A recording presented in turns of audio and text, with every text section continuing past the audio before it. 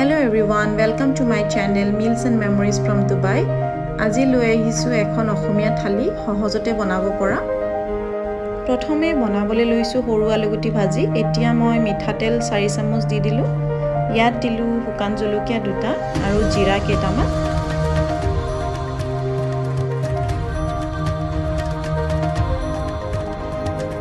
এতিয়া দি দিলো কেইটামান নহৰু আৰু কাটি ৰখা পিয়াজ।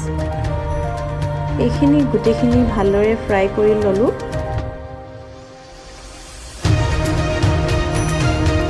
ইয়াত এতিয়া দি দিলো নিমখ আৰু হালধি।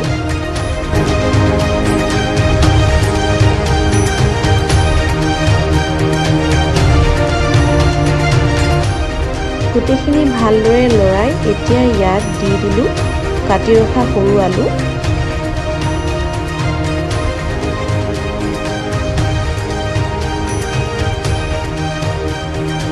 আলুখিনি 80% মান সিজি যোৱাত মই দি দিলোঁ ইয়াত সেউজীয়া মটৰ আৰু গোটেইখিনি ভালদৰে ভাজি লৈছোঁ। সৰু আলুগুটি এনে এটা বস্তু যিটো অসমত কোনো মানুহেই বেয়া নাপায়, সৰু হওক ডাঙৰ হওক বা বয়সস্থ মানুহেই হওক।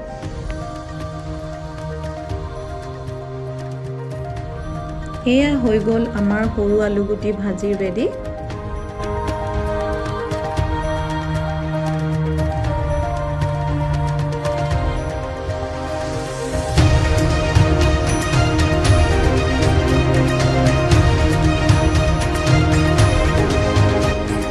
মচুৰ দাইল, বিলাহী এটা আৰু অকণমান নিমখ দি বইল কৰি লৈছোঁ। এতিয়া দাইলখিনি তেল মাৰিম।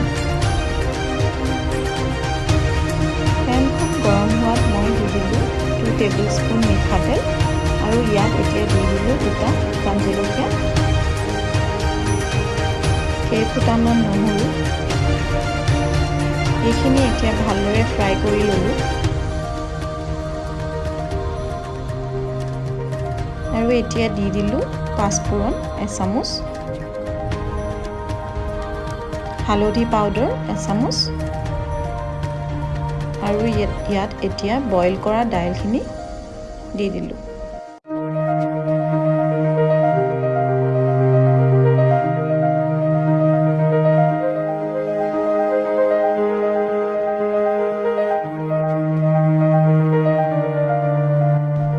দাইলখিনি ভালদৰে উতল অহাত এতিয়া দি দিলোঁ মই কাটি ৰখা ধনিয়া। এয়া হৈ গ'ল আমাৰ একেবাৰে চিম্পল মচুৰ দাইল। ইয়াত মই কান্দুলি মাছ কেইজনী হালধি আৰু নিমখেৰে 10 মিনিট মেৰিনেট কৰি থলোঁ।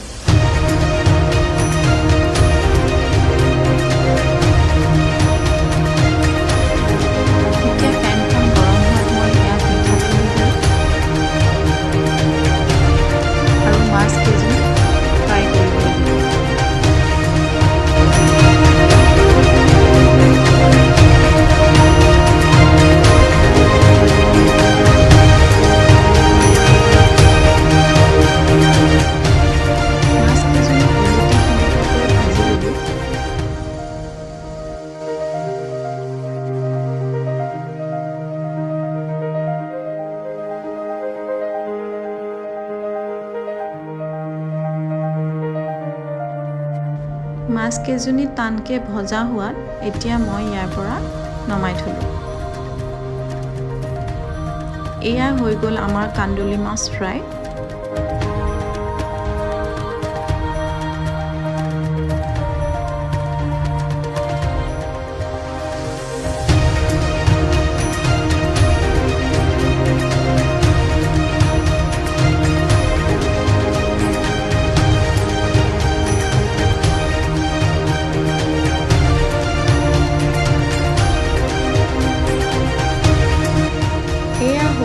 আমাৰ চিম্পল আৰু একেবাৰে কম সময়তে বনাব পৰা অসমীয়া থালি ৰেডি।